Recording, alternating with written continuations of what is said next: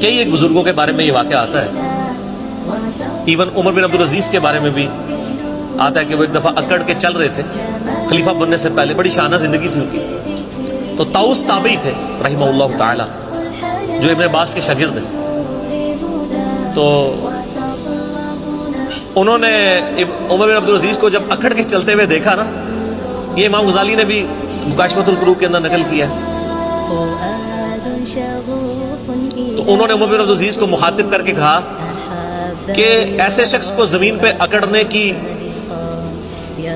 کوئی اختیار حاصل نہیں ہونا چاہیے، اس کی کوئی حیثیت نہیں کہ زمین میں اکڑ کے چلے، کہ جو ایک منی کے ناپاک قطرے سے پیدا ہوا ہے اور 2 دفعہ شرمگاہ سے گزارا گیا ہے اور اپنے پیٹ میں پخانے کا بوجھ اٹھائے پھرتا ہے، اور مرنے کے بعد گل سڑ کے ایک مردہ ہوگا. وہ دیکھ لینا فوراً بو پڑنا شروع ہو جاتی ہے تھوڑی سی لاش کو ڈلے کر.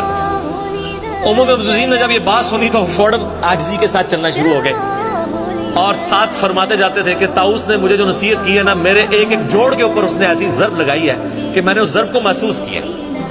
لیکن یہ وہی ضرب محسوس کرتا ہے جس کے اندر وہ حقیقت جسے آج تم اندھیروں میں بھی کہنے سے ڈرتے ہو، اس کے اوپر سے پورا قرآن بھی گزار دیں، دن کے اجالوں میں کہی جائے گی. نصیحت والے کے لیے ایک جملہ بھی کافی ہوتا ہے. اور وہ ایمان جو تم نے گھر کی خلوتوں میں اسی طرح کا حاصل واقعہ کیا، حجاج بن یوسف کے بارے ایک میں دن سرعام کہ وہ بھی بڑا کر کے دیکھ چل لیں. رہا تھا اور طاؤس تابعی گزر رہے تھے، تو پیچھے سے کسی نے اناؤنسمنٹ کی کہ بھی راستہ چھوڑ دو، گورنر حجاز آ رہے ہیں.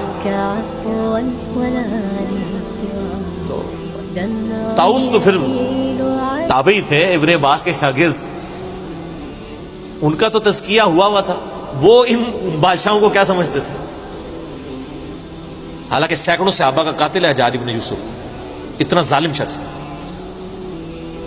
امام ترمذی نے جامع ترمذی میں اس کے بارے میں لکھا ہے کہ 1,20,000 لوگ ہیں جس کو اس نے اپنے سامنے قتل کروایا باندھ کے، بے گناہ. لیکن جو اللہ والے ہوتے ہیں وہ پھر ان چیزوں کو خاطر میں نہیں لاتے. تو حضرت طاؤس نہیں ہٹے، تو حجاج حیران ہوا کہ یہ کون سا بندہ ہے. ان کے پاس آگے کھڑا ہوا اور کہا کہ تم مجھے جانتے نہیں ہو؟ ان کا میں بڑے اچھی طریقے سے جانتا ہوں. تم ایک ناپاک قطرے کی پیدائش ہو، ایک دفعہ اپنے باپ کی شرمگاہ سے نکلے، دوسری دفعہ اپنی ماں کی شرمگاہ سے نکلے، اور تمہارے پیٹ میں اس وقت پخانے اور بدبو کو تم اٹھائے پھرتے ہو سب کے سامنے، سب کو پتا ہے. یہ وہ حقائق ہے جس سے کوئی انکار نہیں کر سکتا. اور مرنے کے بعد تم گل سڑ کے ایک مردے کی فارم میں پڑے ہوگے. میں بڑے اچھے طریقے سے تمہیں جانتا ہوں. وہ یہ سمجھ رہے تھے کہ یہ کہے گا کہ تم جو آل امیہ کے جو اتنے بڑے گورنر ہو. انہوں نے کہا میں بڑے اچھے طریقے سے جانتا ہوں.